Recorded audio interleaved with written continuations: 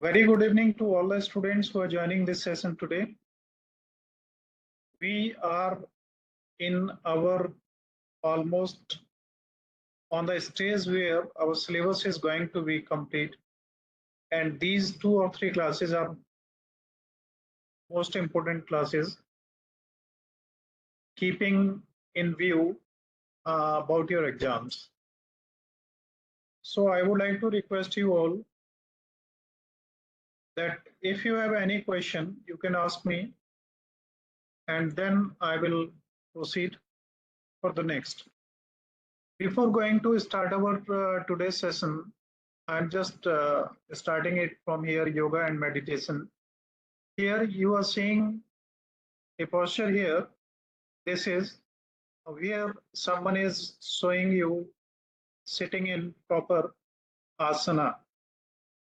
Where you are seeing here 7 points. These 7 points are called chakra. These are energy levels as assumed as found in the body of human beings. Our object of life is to start. We all initially begins from our first chakra, it is, which is known as मूलाधार. इसको मूलाधार कहते हैं. इससे next चक्र है, फिर next है, और टॉप मोस्ट ये जो है चक्र 7वां, इसको अगर हम अटेन कर लेते हैं, then it is said we और आवर सोल becomes a part of the mind. And it is the utmost, it requires utmost efforts to achieve on this place. And how we can achieve it? It is possible through yoga and meditation. Yoga is generally defined as the purification of body and making it active, energetic, dynamic, and fit for all well-being and to achieve our goal of life. And meditation is purity of mind, soul, and our inner powers, right? तो इसके आगे जब हम चलते हैं तो यहाँ से आपकी सब चीजें क्लियर हो जाना चाहिए. In this session, you will learn definition of asana, differences between asana and physical exercise, definition and classification of pranayama, and difference between pranayama and deep breathing. ये क्वेश्चंस इंपॉर्टेंट हैं सभी, थोड़ा सा ध्यान रखिएगा, बहुत याद करने की जरूरत नहीं है. देखिए नेक्स्ट स्लाइड में हम चलते हैं. तो इसमें आप देख पाएंगे आसन की डेफिनेशन क्या है. आसन का मतलब किसी खास पोस्चर में बैठ के और अपने सभी बॉडी में उठने वाले जो भाव हैं, जो भी कुछ बॉडी में उठ रही सेंसेशंस हैं, उन सभी को नियंत्रित करना. और उस नियंत्रण के द्वारा हम अपनी फिजिकल और मेंटल हेल्थ को प्रमोट करते हैं. और आसन जो है ये फिजिकल एक्सरसाइजेज नहीं है. फिजिकल एक्सरसाइजेज में हम कोई भी किसी भी तरीके की अनकंट्रोल्ड मूवमेंट्स करते हैं. आसन में हम अपनी सांस, अपने बैठने का तरीका और माइंड को हर तरीके से कंसंट्रेट करने की कोशिश करते हैं, जहां पे बॉडी और माइंड दोनों हमारे कंट्रोल में होते हैं. मैं थोड़ा सा फास्ट चलूंगा. नेक्स्ट में डिफरेंस क्या है आसन और फिजिकल एक्सरसाइज में. आसन जो है उनका ऑब्जेक्ट हमारा फिजिकल, मेंटल और स्पिरिचुअल सभी तरीके की ग्रोथ से होता है. और फिजिकल एक्सरसाइजेस का रिलेशन हमारा बॉडी की फिटनेस से होता है. माइंड बॉडी कनेक्शन की अगर हम बात करें तो डिफरेंस क्या है आसन और फिजिकल एक्सरसाइजेस में. आसन जो होते हैं इनके द्वारा हम सांस को नियंत्रित करके, अपने विचारों को नियंत्रित करके, पर्टिकुलर जो मूवमेंट्स हैं बॉडी के नियंत्रित करके हम माइंड और बॉडी को कंट्रोल करते हैं। जबकि फिजिकल एक्सरसाइजेज में क्या होता है कि इनका सबसे ज्यादा ध्यान हमारा रहता है बॉडी के फिटनेस पे। नेक्स्ट है ब्रीथ कंट्रोल। आसन जो होते हैं इनमें सबसे ज्यादा ध्यान हमारे ब्रीथ और जिसे हम प्राण भी कहते हैं, फ्लो ऑफ एनर्जी। अब ये जो आपने इससे पहले वो देखे थे 7 चक्रा, तो उसमें एनर्जी का फ्लो बॉटम टू टॉप होता है और एक टॉप टू बॉटम बॉटम होता है। मैं थोड़ा सा आपको एक चीज बताना चाहूंगा, आप लोग होता क्या है लाइफ में। हमारी स्थिति ये होती है कि हम यहाँ से स्टार्ट होते हैं, ठीक, या तो हम इधर जाते हैं या हम इधर जाते हैं। अब इसको अगर हम रिप्रेजेंट करना चाहें तो कुछ इस तरीके से कर सकते हैं कि एक हमारा मूवमेंट यहाँ से इधर है और दूसरा हमारा मूवमेंट यहाँ से इधर है, और इसको हम मान लेते हैं लाइफ की स्टार्टिंग। तो ये एक प्लस है और एक ये माइनस है, ठीक।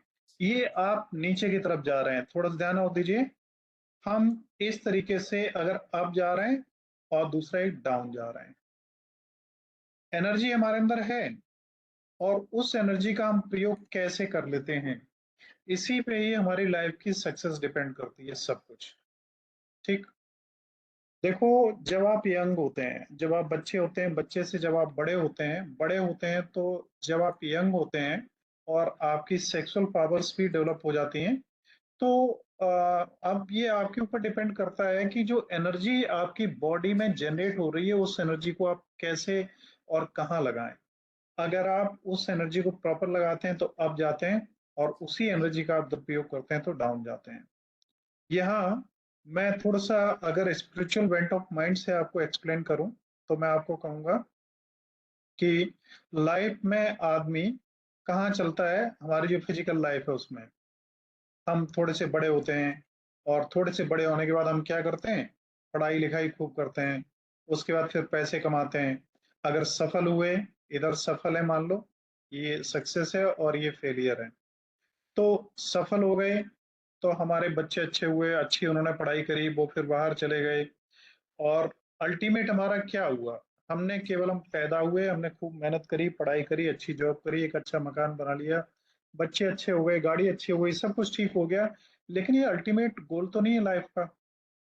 और इधर दूसरा बंदा जो फेल हुआ, ये भी कोई अल्टीमेट लाइफ का गोल नहीं था।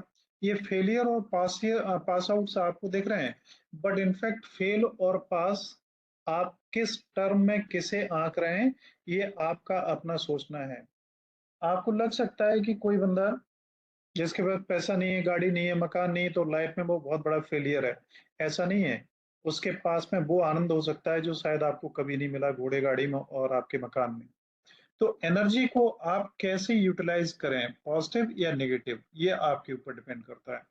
अगर आप अपनी एनर्जी को क्या करते हैं, एक्टिवेट करते हैं, और आप इस तरीके से एक एक स्टेप करके एक एक चक्र को पूरा करते जाते हैं, तो क्या होता है कि आप स्पिरिचुअली अगर प्राप्त करते हैं, थोड़ा सा ऊपर उठते हैं इस पॉइंट से दूसरे पॉइंट पे, तो आपको अपने अंदर, शरीर के अंदर और दिमाग में और मन में एक बड़ा अच्छे पॉजिटिव भाव और पॉजिटिव थिंकिंग आने लगती है। यही लाइफ का उद्देश्य है। लाइफ का उद्देश्य हमारा क्या है, समाधि, जो पतंजलि के सूत्र हैं उनका आखिरी पॉइंट है वो। यहाँ कुछ चीजें और ध्यान देने वाली हैं कि अल्टीमेट हम हैप्पीनेस किसे कहेंगे, जो हमें एक लाइफ में हम किस स्टेट को एक कहते हैं कि ये स्टेट सबसे बेहतर है, और इसमें कोई आदमी, माइक्रोफोन ऑफ रखिए आप सभी लोग। आपको एक छोटी सी मैं यहाँ पे इसमें मैटर जितना है आज मैं कंप्लीट कर दूंगा, उसके बाद कल का एक सेशन रह जाएगा इस चैप्टर को कंप्लीट करने में, और उसके बाद एक सेशन और लगेगा और आपका ये पूरा कोर्स कंप्लीट हो जाएगा। मैं यहाँ पे जो पॉइंट यहाँ मैंने छेड़ा है कि हम लाइफ में पॉजिटिव चलते हैं नेगेटिव चलते हैं, अल्टीमेट ऑब्जेक्ट हमने जो प्राप्त किया है, अगर वो केवल फिजिकल गेनिंग या फिजिकल लॉस है, तो हमारी लाइफ में कोई असर नहीं पड़ता कि हम पॉजिटिव चलते हैं या नेगेटिव चलते हैं। जैसे मान लीजिए एक आदमी बहुत गरीब था, फिर वो करोड़पति बना, और करोड़पति बनने के बाद में पहले तो वो यहाँ से इधर चला, करोड़पति बना। अब उसे पता लगा कि इस करोड़ों रुपए होने में और सब कुछ होने में कोई फायदा नहीं है। तो फिर वो क्या करता है, फिर वो उल्टा चलना शुरू करता है इधर जीरो की तरफ, फिर कि हम जहाँ थे वो ही बहुत अच्छा है, वो पूरी दुनियादारी छोड़ देता है और साधु संत बन जाता है और चला जाता है जंगलों में। तो हमारी लाइफ का अल्टीमेट ऑब्जेक्ट क्या है, इसके बारे में थोड़ा सा मैं आपको बताना चाहूंगा।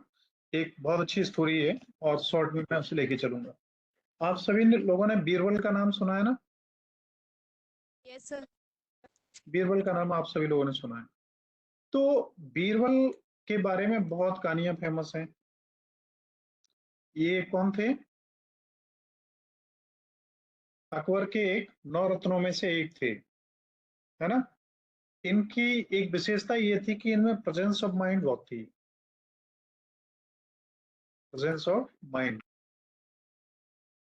तो क्या था कि एक बार अकबर ने अकबर जो खाना खा रहा था बैठा हुआ, तो खाने में क्या हुआ कि क्या बना था? भिंडी। क्या बोलते हैं भिंडी को इंग्लिश में? Lady finger. Lady finger, yes. और अकबर ने कहा अरे वाह, कितनी शानदार आज भोजन बना है, कितनी शानदार सब्जी बनाई गई है, और ये सब्जी आज तक तुमने क्यों नहीं बनाई? इतनी अच्छी सब्जी और आज तक हमें पता नहीं था, पहली बार बनाई गई। बीरबल जो था वो भी साथ में था। बीरबल उस पे जो रसोइया था उस पे बहुत चिल्लाया और बोला बेवकूफ कहीं के, उल्टी सीधी चीजें खिलाता रहता है और अच्छी चीजें छिपा के रखता है। ये इतनी अच्छी चीज तूने अभी तक छिपा के रखी है, अभी तक महाराज जी को क्यों नहीं दी? रसोइया बोला सॉरी साहब, गलती हो गई। अब क्या हुआ, दूसरे दिन फिर वो भिंडी बना के लाया, तीसरे दिन फिर बना के लाया, चौथे दिन फिर बना के लाया। अब 4-5 दिन जब एक ही सब्जी खाई जाएगी तो क्या होगा? अकबर ने उठा के वो थाली फेंक दी और कहा बेवकूफ, हमें पागल समझ रखा है, हमने एक बार तारीफ कर दी तो रोज की रोज वही सेम सब्जी और वही सब चीजें, वही सब। और अकबर जो बीरबल था, अकबर से ज्यादा गुस्सा, बोला महाराज ये तो जो है साक्षात जहर है, और इससे घटिया कोई सब्जी हो नहीं सकती है, और इससे बुरी कोई सब्जी हो नहीं सकती, और ये तो बहुत ही गलत है, और ये जो है बिल्कुल इसे सजा मिलनी चाहिए इस बात की। अब बीरबल वो अकबर अपनी गुस्सा भूल गया और केवल उसे ये देख रहा है, वो ऑब्जर्व कर रहा है कि बीरबल जो है, जब वो कह रहा है कि ये अच्छी है तो उसे अमृत बता रहा है, जब बोल रहा है खराब है तो उसको बता रहा है जहर बता रहा है। तो उसका गुस्सा तो सब उतर गया और अकबर से बोला कि अकबर बीरबल से बोला कि बीरबल ये बताओ, तुम यार हद करते हो, मैंने जब कहा अच्छी है तो तुमने कहा ये तो बिल्कुल अमृत के समान है, और जब हमने कहा खराब है तो आपने बोला कि ये तो जहर के समान है। तो पता बीरबल ने क्या आंसर दिया? बीरबल ने कहा हुजूर, जहर और अमृत से हमें क्या लेना देना, हम नौकरी किसकी करते हैं? नौकरी तो हम आपकी करते हैं। आपने कहा बहुत अच्छा, तो हमें यही कहना है बहुत अच्छा, और आपने कहा बहुत खराब, तो हमें क्या कहना है? बहुत खराब। अब कहानी यहाँ से थोड़ी सी एक स्टेप आगे बढ़ती है कि लाइफ में आनंद, असली आनंद और असली सफलता क्या है। इसे अगर आप समझना चाहें तो आप थोड़ा सा इस अकबर और बीरबल से समझिए।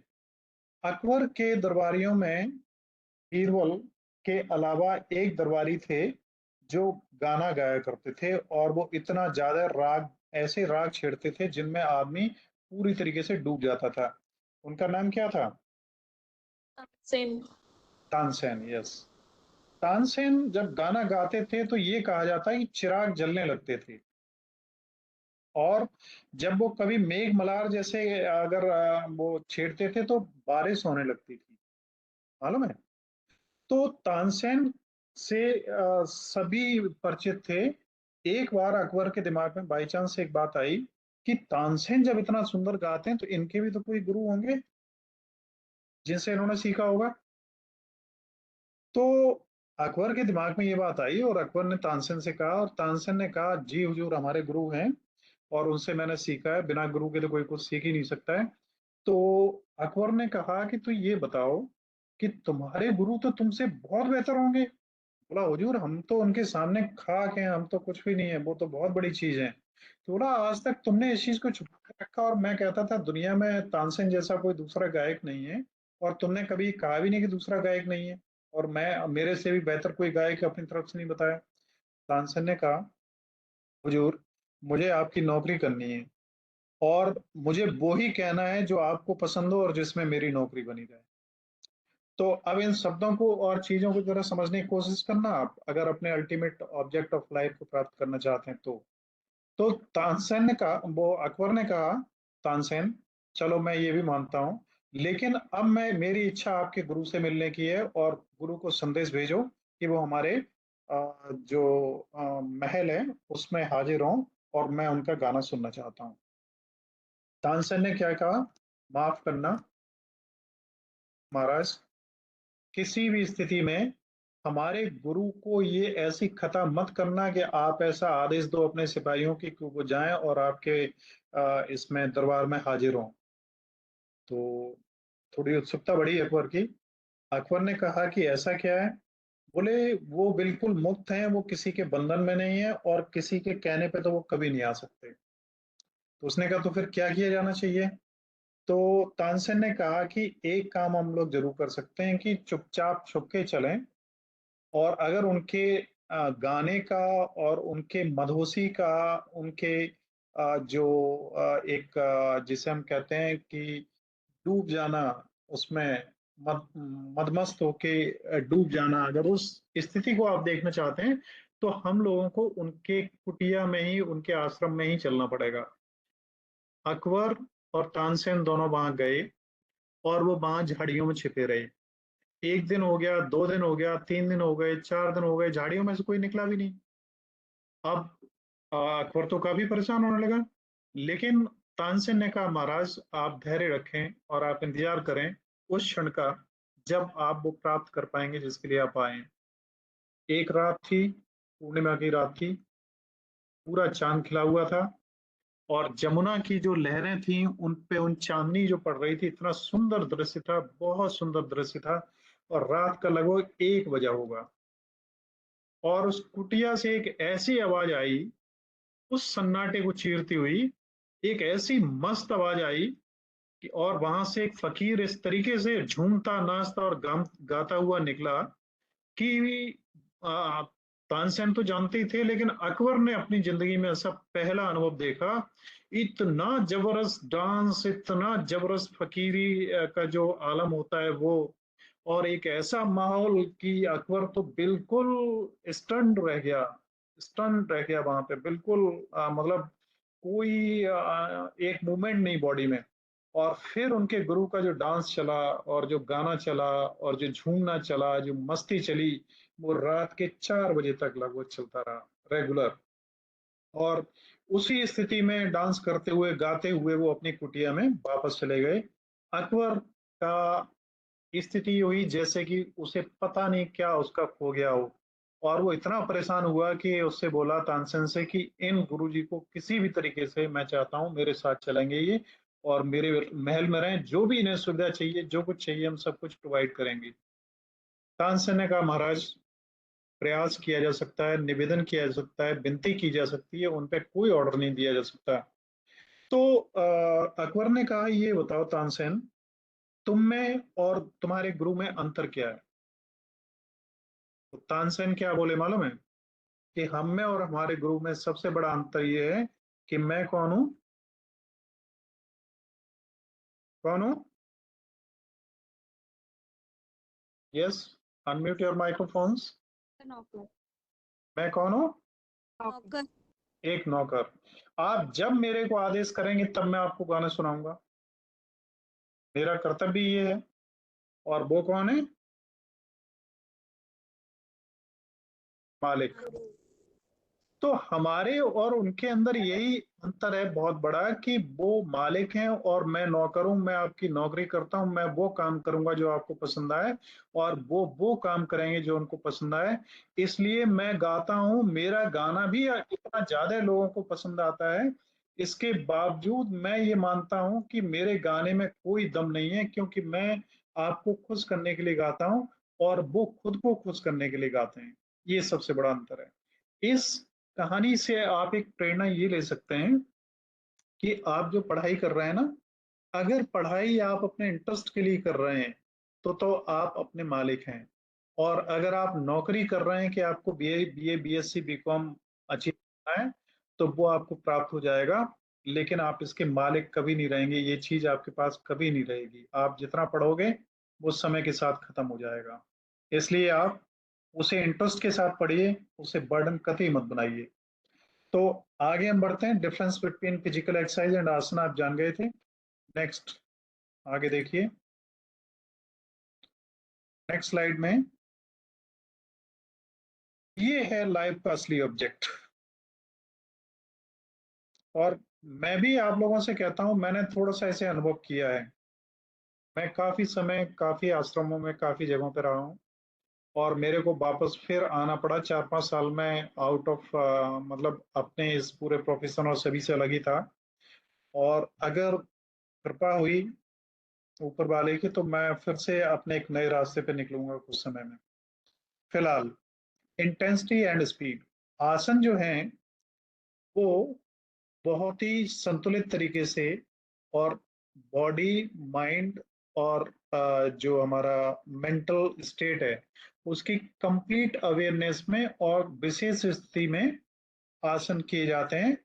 और जबकि हमारे जो फिजिकल एक्सरसाइज है उसका उसमें डायनेमिक मूवमेंट होता है, रेपिटेशंस होता है, और उसका ऑब्जेक्ट होता है हमारी बॉडी और कार्डियोवास्कुलर फिटनेस को अचीव करना। अब इनका आउटकम और गोल्स क्या है?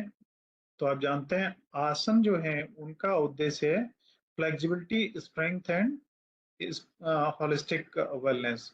और फिजिकल एक्सरसाइज का क्या है? कार्डियोवास्कुलर फिटनेस और आपकी फिजिकल फिटनेस को बेहतर बनाना। आगे आसन और इनमें फिजिकल एक्सरसाइजेस में डिफरेंस ये आप कर ही चुके हैं पहले ही। अब स्पिरिचुअल एंड फिलोसफिकल कॉन्टेक्स्ट में आसन जो है ये एक, इन्हें इनको करने के लिए आपको कुछ चीजों को फॉलो करना पड़ता है, जिनमें पहले यम और नियम है। ये जो पतंजलि हैं उनके द्वारा सुझाए गए 8 जो प्रमुख सूत्र हैं उनमें से पहला ये है। और दूसरा ये आसन तक अगर आप आगे बढ़ना चाहते हैं और पहुंचना चाहते हैं तो उसके लिए फिजिकल एक्सरसाइजेस भी हैं ये। और नेक्स्ट आप सेज पतंजलि एंड इज योग सूत्र। एक पतंजलि, और पतंजलि के टाइम में पतंजलि ने एक्सपेरिमेंट्स करे किस पे? योगा पे। और इसी टाइम पे मैंने आपको पहले बताया था एक लोग और थे, उनका नाम क्या था? बाघभट्ट। क्या नाम था?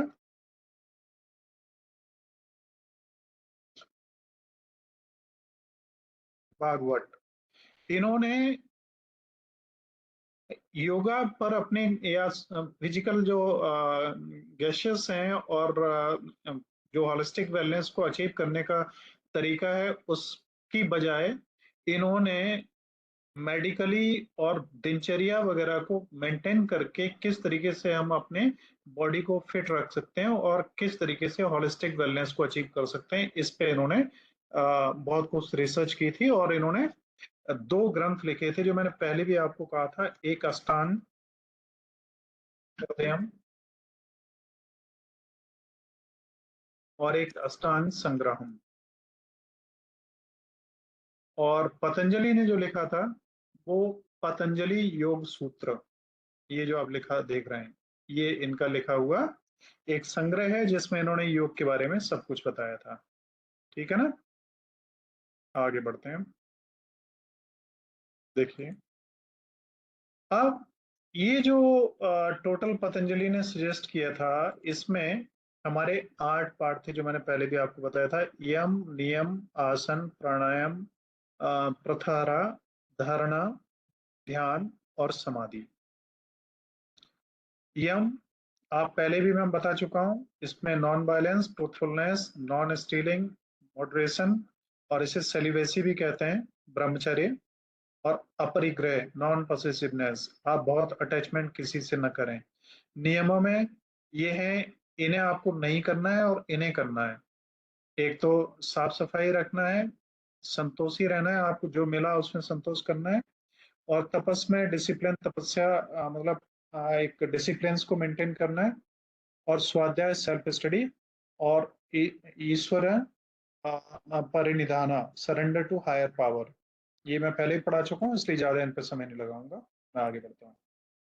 देखिए, ये 8 हैं इनके पतंजलि के सूत्र। ठीक। जिसमें पेट्रोल ऑफ सेंसेस में क्या होता है कि हमने पहले दुनिया के बारे में हमें सिखाया जाता है, बताया जाता है हर चीज को। फिर हमारी एक स्टेज ऐसी आती है जिसमें ये कहा जाता है कि ये दुनिया क्या है, माया जाल है, इस दुनिया को छोड़ो और दूसरी दुनिया जो आपके अंदर है उसके अंदर डुबकी लगाओ। और ऐसा कहा जाता है कि लाइफ का असली ऑब्जेक्ट ये है कि पहले आप दुनियादारी को जानें, समझें, और उसके बाद आप उस दुनिया का पार्ट बन जाएं। आप पार्ट न बने, अपने रिवर्ट होके जो गॉड है जो आपके अंदर भी छिपा हुआ है, सुप्रीम पावर, उसको आप अचीव करें। आपको मालूम है कि महात्मा बुद्ध जो थे वो युवराज थे, राजा थे उनके पिताजी। और शुरू में ही कुछ जो ज्योतिषी थे उन्होंने भविष्यवाणी कर दी थी कि ये युवराज या तो बहुत बड़ा सम्राट बनेगा या बहुत बड़ा ये साधक बनेगा। और एक जो ऋषि था उसने कहा सम्राट तो बनना कहीं संभव ही नहीं, ये बहुत बड़ा साधक बनेगा। तो जब ये पता लगा उनके पिताजी को, अ, गौतम बुद्ध के, तो उन्होंने क्या किया कि गौतम बुद्ध को कोई भी परमात्मा, ध्यान या इस तरीके की चीजों की स्थितियों का पता न लगे, तो उन्होंने क्या किया, बचपन से ही महात्मा बुद्ध के चारों तरफ सब वो परिस्थितियां पैदा करी जिससे उन्हें भगवान का स्मरण ही ना आए, कभी वो उन्हें ध्यान ही में न लाए। तो इसके लिए उन्होंने a lot of womens, beautiful womens, उनके चारों तरफ, जब वो 7 8 10 साल के थे तभी से। और लाइफ में जो भी चीजें एंजॉय करने के लिए हो सकती हैं वो सब, कभी उन्हें किले से बाहर नहीं निकलने दिया गया जिससे वो दुख देख पाए, बुढ़ापा देख पाए, लोगों को मरते हुए देख पाए, और जिससे उन्हें याद ही ना आए कि ऐसा भी दुनिया में कुछ होता है। तो आपको पता है, एक बार जब वो किले से बाहर निकले तो उनका जो वो रथ चलाने वाला व्यक्ति था वो उनके साथ में था, और वो थे, उन्होंने पहले एक बीमार को देखा तो उन्होंने पूछा ये क्या है, फिर उन्होंने एक बूढ़े को देखा, फिर उन्होंने एक डेड बॉडी को जाते हुए देखा। और उस फिर बंदे ने समझाया, साथ वाले जो कैरियर था, उसने समझाया कि जीवन का असली सत्य यही है कि सभी को बीमार होना है, सभी को बूढ़ा होना है, और अंत में सभी को मरना है। तो उसने पूछा क्या मैं भी मरूंगा? उसने कहा बिल्कुल, ये जीवन का सत्य है, सभी को मरना है। बस वहीं से जो गौतम बुद्ध थे उन्होंने सारी दुनिया छोड़ दी और वो चले गए। तो पहले आपको दुनिया को जानना है, फिर आपको क्या करना है कि उस दुनिया से हटके उस इटरनल यात्रा पे जाना है जिस जो हमारा ऑब्जेक्ट है लाइफ का। अभी आपको पढ़ाई करनी है, फिर ये सब पढ़ाई छोड़ना है, आपको सब कुछ भूलना है। अभी फिजिक्स, केमिस्ट्री, बायोलॉजी आप खूब पढ़ो, आपने लाइफ में जो आपके ऑब्जेक्ट हैं, गृहस्थ आश्रम तक पहुंचो, अपने बच्चे वगैरह जो हों उन्हें प्रॉस्परस बनाओ। उसके बाद में आप लाइफ के टारगेट को अचीव करने के लिए आपको फिर वापस आना पड़ेगा, ये सब पढ़ाई छोड़ के आप उसको, उस पढ़ाई को अचीव करना पड़ेगा जो लाइफ का अल्टीमेट ऑब्जेक्ट है। और अल्टीमेट ऑब्जेक्ट हमारा लाइफ का क्या है? दैट इज समाधि, ये यूनियन विद द डिवाइन। अब रास्ता आपका चाहे जो भी हो, चाहे आपका रास्ता मॉडर्न्स में अपनाई जाने वाली जो भी विधियां वो हों, हिंदुओं वाली हों, जैनिज्म वाली हों, बुद्धिज्म वाली हों, या कोई भी हो, आपका ultimate object union with the divine है। Either you says Allah, God, भगवान, और खुदा, कुछ भी कहें, दैट इज लास्ट हमारा ऑब्जेक्ट ये है। Now I will proceed. तो इसको अचीव करने के लिए पतंजलि ने 8 तरीकों से यहाँ तक पहुंचने का तरीका बताया है। सबसे पहले कुछ चीजें जिन्हें आप छोड़ दो, कुछ नियम जिन्हें आप अपनाओ, कुछ आसन जिनका आप प्रयोग करके अपने शरीर पे और अपने जो मन में उठ रहे विचार उन पर नियंत्रण करें, उसके बाद में आपके अंदर जो प्राण शक्ति है, जो यहाँ से मूलाधार से लेके और ये टॉप जो सर्कल है वहां तक पहुंचना है, तो उसके लिए आपको अपने को मेंटली और साइकोलॉजिकली और हर तरीके से अपने आप को बेहतर बनाना है। प्रत्याहारा, तो और उसके बाद में धारणा, उसके बाद ध्यान और फिर समाधि। इस तरीके से हमें इस चक्र के थ्रू अपने आप को आगे बढ़ाना है। नेक्स्ट अब देखें, यम्स और नियम्स आप पहले ही पढ़ चुके हैं। यम वो है जिन्हें हमें छोड़ना है, नॉन हार्मिंग, अहिंसा, हमें किसी के प्रति अहिंसा नहीं रखनी है, हमें सत्य बोलना है, हमें असत्य नहीं बोलना है, चोरी नहीं करनी है, ब्रह्मचर्य को हमें अपनाना है, सेलिबेसी को, और अपरिग्रह है, हमें क्या करना है, बहुत किसी से लगाव नहीं करना है जिससे हमें कष्ट पैदा हो। और महात्मा बुद्ध का सबसे बड़ा सूत्र ये है कि दुख सुख सब आते जाते हैं, कोई भी चीज स्टेबल नहीं है, इसलिए किसी से लगाव या किसी से घृणा अपने अंदर होनी ही नहीं चाहिए। एक समरूप हमें रहना है, चाहे सुख आए चाहे दुख आए, कुछ भी हो, हमें समरूप रहना है सभी में। ठीक है। और कुछ नियम जिन्हें हमें पालन करना है उसको अचीव करने के लिए, उसमें स्वच्छता है, संतोष है, तपस्या है, और सेल्फ स्टडी है, स्वाध्याय जिसे कहते हैं, और ईश्वर परिनिधाना, उस सुप्रीम पावर को हमें अपने आप को सरेंडर कर देना है। तो इसके आगे नेक्स्ट हम बढ़ते हैं। तो यम और नियम, इनके बारे में आप कई बार पढ़ चुके हैं, बार बार आपको इसलिए पढ़ाया जाता है कि ये 8 चीजें क्रम में पढ़ लेना, और क्रम से ही आपको चलना है, तभी इन चीजों को आप प्राप्त कर पाएंगे। आप सीधे एक आइटम में चले जाएं, इस पे ब्रह्मचर्य पे आप सीधा ब्रह्मचर्य को साधना चाहें, आप नहीं साध पाएंगे जब तक आप इन स्टेप्स के थ्रू गुजरेंगे नहीं। ठीक। Non violence, then truthfulness, non stealing, non convecting, and celibacy. आपको मालूम है महात्मा बुद्ध के जो, मैंने आपको पहले भी थोड़ा सा जिक्र किया था उसके बारे में, विपस्सना के बारे में। तो विपस्सना के जो सेंटर्स होते हैं उनमें शहरों से बहुत अलग होते हैं और पूरी तरीके से प्राकृतिक वातावरण में होते हैं। उन जगहों पर आपके कमरों में किसी भी तरीके से ये भी नहीं अलाउड होता है कि आप मच्छर को मारें। ये भी बड़ी हिंसा है। मच्छर में जितने प्राण हैं उतने ही आदमी में भी प्राण है। मच्छर को भी नहीं मारना है। तो आपको मच्छरों को दूर भगाने के लिए लिक्विड वगैरह भी यूज नहीं करने हैं, मच्छरदानी आपको मिलेगी, उससे आप अपना बचाव करें। अहिंसा को बहुत गहराई से उतारना है। अहिंसा को हमें केवल दिखाने के लिए नहीं, मुल्ला नसरुद्दीन की तरीके से कि 2 थप्पड़े बाद तीसरा पड़ा, तो कहा गांधी जी ने 2 का ही कहा था, तीसरे का नहीं कहा था। ठीक है। हमें अहिंसा को गहराई में उतारना है। नेक्स्ट है यम और नियम, ये सब आप पढ़ चुके हैं, बार बार रिपीट करने से मतलब नहीं है, और मैं रिपीट सिर्फ इसीलिए कर रहा हूँ कि इन चीजों को आपको समझना ही है और इनमें से क्वेश्चन बनने ही है। Now what are the Panchsheel of Lord Buddha. भगवान बुद्ध के पंचशील मतलब 5 सील क्या है। यहाँ पे सील कहते हैं नियमों को। 5 सिद्धांत क्या है जो कि जिनके द्वारा आप अपनी आत्मा को विकसित करके भगवान का एक पार्ट बन सकते हैं। पहला है किलिंग लिविंग बींग्स, इनसे आपको दूर रहना है। The precepts are commitments to abstain from, ये जो नियम है ये कहते हैं कि आपको इन 5 चीजों को छोड़ना है। I accept the training rule of no killing. जब आप कभी भगवान बुद्ध के किसी कार्यक्रम में जाते हैं तो वहां पे ये 5 रूल्स आपको बताए जाते हैं और आप कहते हैं कि हाँ ये स्वीकार है।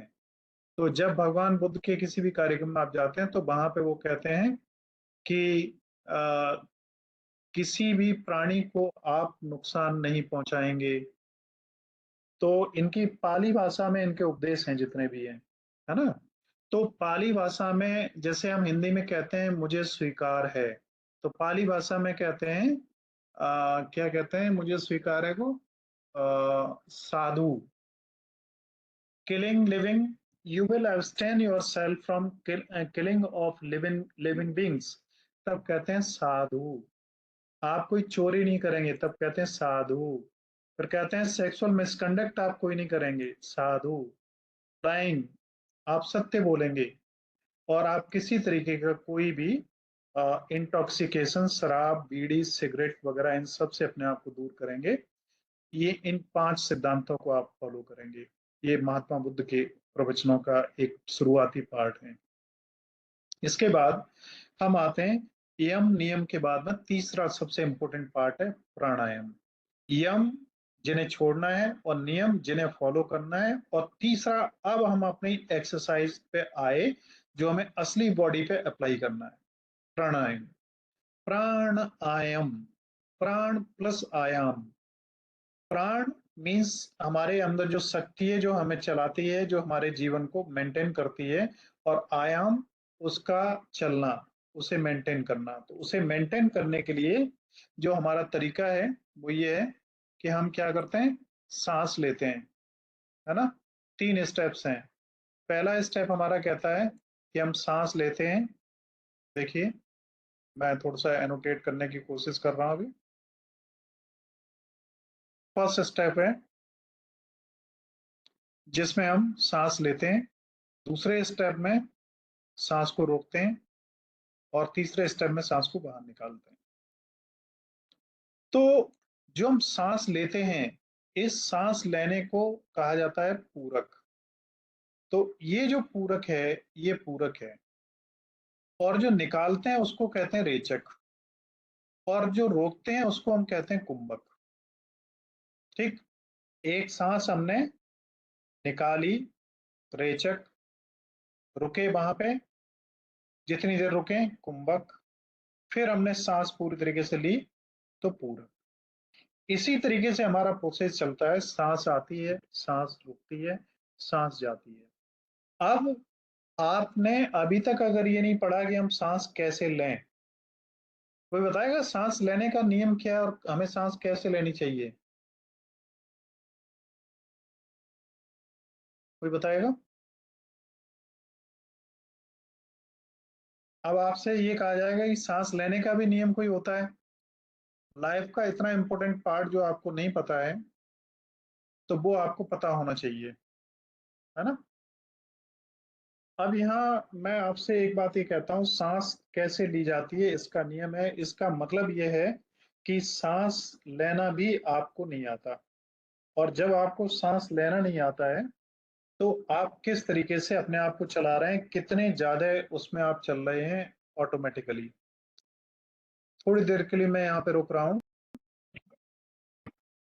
तो देखिए, ये पूरक, रेचक और कुंभक, it is called inhalation, exhalation and retention. आप इन्हें समझ चुके हैं। और इसमें क्या होता है कि कुछ लोग जो सांस लेते हैं, आपने ध्यान दिया होगा उनकी जो ब्रेस्ट है या चेस्ट है वो फूलती है। कुछ लोग हैं सांस लेते हैं तो पेट उनका फूलता है, पेट ऊपर नीचे होता है। अब आप में से कोई बताएगा कि सांस लेने का प्रॉपर तरीका पेट फूलना है या छाती का फूलना है? कोई बताएगा? चलिए, फिलहाल सेशन चल रहा है, हम आगे बढ़ते हैं। देखिए, नेक्स्ट में क्लासिफिकेशन ऑफ प्राणायाम। प्राणायाम जो है, अब इसका क्लासिफिकेशन क्या है, ये काफी इंपॉर्टेंट है, इसे अच्छी तरह समझिए आप लोग। पहला तो समवृत्ति, इक्वल ब्रीथ। हमारी जो सांस है वो इक्वल होनी चाहिए। आप अगर थोड़ा सा अपनी सांस पे ध्यान देंगे तो आपको ये नहीं पता है कि सांस आप लेते कितनी देर है, छोड़ने में कितनी देर लगती है, और दोबारा कितनी देर में लेते हैं। अगर केवल अपनी सांस को आप ऑब्जर्व करने लगेंगे तो आपका ध्यान अपने आप बेहतर होने लगेगा।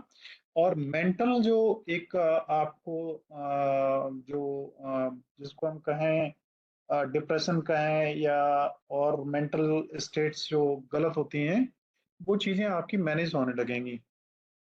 आप थोड़ा सा उसकी तरफ अगर ध्यान देंगे तो हमारा क्या है इसमें, एक तरीका है जो देखना है कि 4 पार्ट में बटा हुआ है।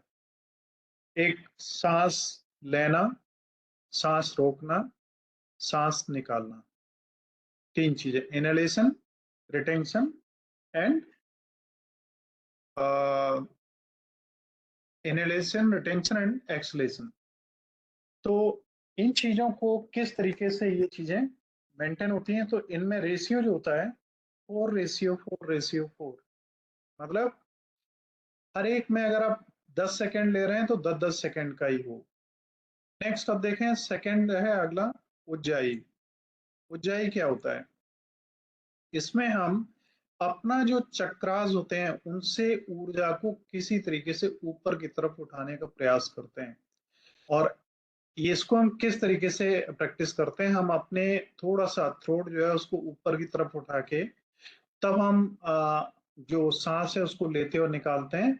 और हम कुछ ऐसी कोशिश करते हैं सांस लेने और निकालने के समय पे, जिससे कि जैसे ओशियन वेव्स होती हैं, समुद्र की लहरें उठती और गिरती हैं, ठीक उस तरीके से कुछ साउंड भी निकलेगी। अगर थोड़ा सा आप गर्दन को ऊपर उठाएंगे तो आपकी जो ट्रेकिया है वो खींचेगी, तब फिर ऐसा आपको महसूस होगा। और इससे क्या होगा, आपका दिमाग में शांति आएगी, कंसंट्रेशन प्रॉपर होगा, और इंटरनल हीट, जो अंदर जो ऊर्जा जागृत होनी चाहिए वो जागृत होनी शुरू होगी। नाड़ी शोधन। नाड़ी शोधन से ही पता लग रहा है कि ये आपकी जो नाड़ियां हैं जिनसे आपका पूरी बॉडी बनी हुई है, जिनसे नियंत्रित होता है, जिनके थ्रू एनर्जी फ्लो होती है, इन्हें एनर्जी चैनल्स भी कहते हैं। और नाड़ियां देखिए, दो तो एक मुख्य है। आपकी नाक जो है ना, नाक का एक राइट साइड है, एक लेफ्ट साइड है। राइट साइड से जो नाक हमारी है उसका संबंध होता है सूर्य से, और लेफ्ट होती है उसका संबंध होता है चंद्रमा से। आप लोग अनुभव करना, अगर आप काफी समय तक लेफ्ट नोज आपकी बंद हो तो आपकी बॉडी में अनकॉन्शियसनेस प्रॉब्लम और दिक्कत बढ़ने लगेगी, और आपको मेंटली भी आप दिक्कत में महसूस करने लगेंगे, आपके नेगेटिव थॉट्स आने स्टार्ट हो जाएंगे।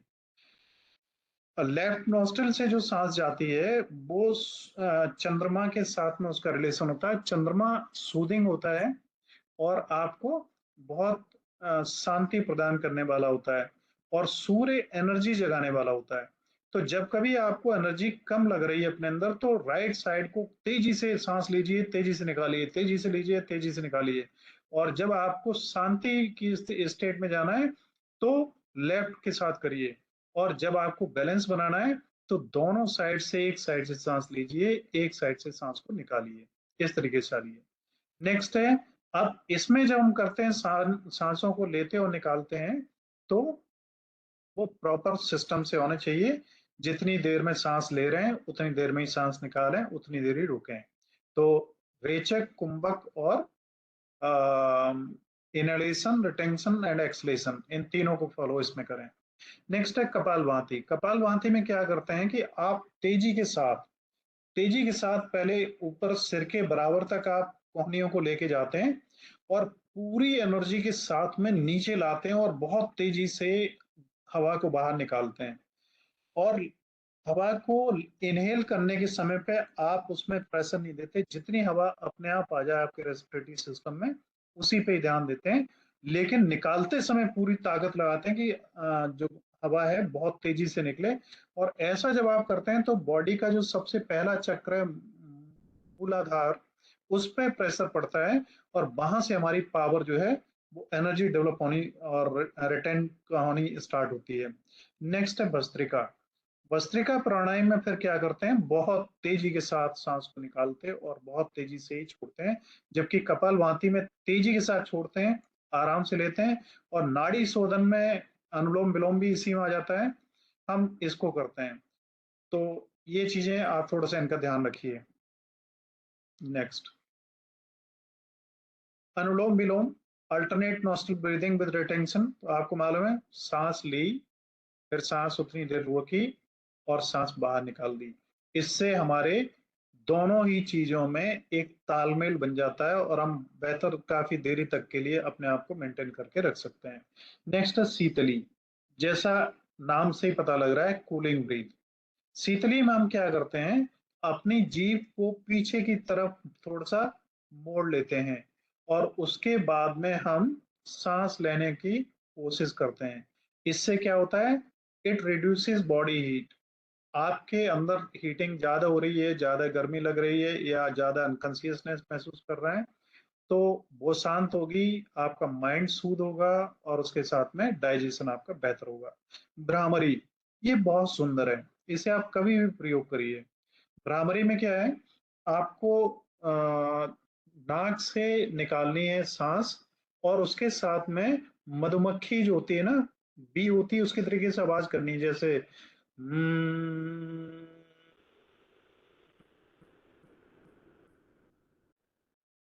और इसे आपको इस तरीके से करना है कि जितनी देर तक आप कर सकते हैं उस साउंड पे भी आप ध्यान करिए। आंखें बंद कर लीजिए, आप 5 मिनट करके आंखों को धीरे से खोलिए, आप देखिए आपको कितना रिलैक्स महसूस होगा, स्ट्रेस इन सभी में आपको आराम मिलेगा, और ये पूरे नर्वस सिस्टम को बहुत आराम पहुंचाता है। नेक्स्ट है सूर्य वेदना। अब मैंने आपको बताया था राइट नॉस्ट्रल का रिलेशन सूर्य के साथ होता है, तो जब भी कभी इस सूर्य वेदना का हम यूज करते हैं तो हमारे अंदर से एनर्जी जागृत होती है। नेक्स्ट है चंद्र वेदना। इसमें क्या होता है, हमारा शरीर जो है वो शांति की स्टेट में आता है, और जो डिप्रेस लोग रहते हैं, ज्यादा परेशान और कष्ट में होते हैं, वो महसूस करेंगे उनकी सांसें तेज चलेंगी, और लेफ्ट उनकी सांस वो नॉस्ट्रल जो है आमतौर पर ऑब्स्ट्रक्टेड रहेगी, और काफी सारी प्रॉब्लम्स होंगी। Difference between pranayama and deep breathing. Deep breathing और प्राणायाम में क्या अंतर है? प्राणायाम एक ऐसी प्रक्रिया है जिसमें हम किसी विशेष उद्देश्य को ध्यान में रखते हुए सांसों पर ध्यान देते हैं, और इसके दौरान हम फिजिकल, मेंटल और स्पिरिचुअल हर तरीके से अपनी जो प्राण शक्ति है उसको ऊपर उठाने का प्रयास करते हैं, जिससे हम आध्यात्मिक जो एस्पेक्ट ऑफ लाइफ है उसको हम अचीव कर पाए। अब डीप ब्रीदिंग क्या है? डीप ब्रीदिंग में हम बॉडी को स्ट्रेस फ्री, रिलैक्स और शांत करते हैं, और ये आमतौर पर हमारी डेली की जो भागदौड़ है, पूरे दिन की भागदौड़ है, उससे अपने आप को शांति में लाने के लिए इसका प्रयोग किया जाता है। ठीक है, नेक्स्ट आता है कि इनकी तकनीकी क्या है। तो प्राणायाम प्राणायाम में इनहेल, एक्सेल और रिटेंशन, इसको क्या बोलते हैं? रेचक, पूरक और कुंभक, इनका प्रयोग करते हैं, और इसके साथ ही नाड़ी शोधन, कपालभाति, उज्जाई, इन सभी जो हमारे आसन हैं उनका प्रयोग करते हैं। और डीप ब्रीदिंग में हम क्या करते हैं कि हम गहरी सांस लेते हैं, जितना ज्यादा सांस अंदर जा सकती है उतना ले जाते हैं, और जितनी देर तक हम उसे रोक सकते हैं उतनी देर तक उसे रोकते हैं। इसमें कुंभक, रेचक और पूरक जैसा कोई नहीं होता। नेक्स्ट है context. Pranayama is often practised with broader context of yoga. योग में प्राणायाम का बहुत महत्व है, और जो 8 विधियां बताई हैं उनमें ये बहुत महत्वपूर्ण विधि है। और डीप ब्रीदिंग क्या है? ये डीप ब्रीदिंग हम जब भी कभी समस्याओं में फंसे होते हैं, आपने भी देखा हो जब आप पढ़ रहे होते हैं और कुछ समझ में नहीं आता है, तो आप पेन वेन सब रख देते हैं, और ऑटोमेटिकली आप नहीं चाहते हैं तब भी एक गहरी सांस लेते हैं और आप छोड़ते हैं, वैसी रिलैक्सेशन आपको महसूस होता है। तो जब भी आप हैवीनेस महसूस करें, डीप ब्रीथिंग करें। बेनिफिट्स क्या है? प्राणायाम से आपका stress, concentration, capacity, better mind controls, emotions सब कुछ कंट्रोल होती है। और डीप ब्रीदिंग ब्रीदिंग से क्या होता है? ब्लड प्रेशर और स्ट्रेस, हार्ट रेट, ये सब इनमें आपको इन सब से आराम मिलता है, और इससे हमारी लंग्स की जो कैपेसिटी है वो बढ़ती है, ऑक्सीजन इनहेलिंग बेहतर होती है, और हम होलिस्टिक लाइफ को अचीव कर पाते हैं। Now it is end of our today session. I would like to thank you all who were the part of this session, and the students of second semester are regularly joining. My good wishes are with you all candidates who were the part of this session. May you all achieve success, and success not in the terms of money, name, and fame.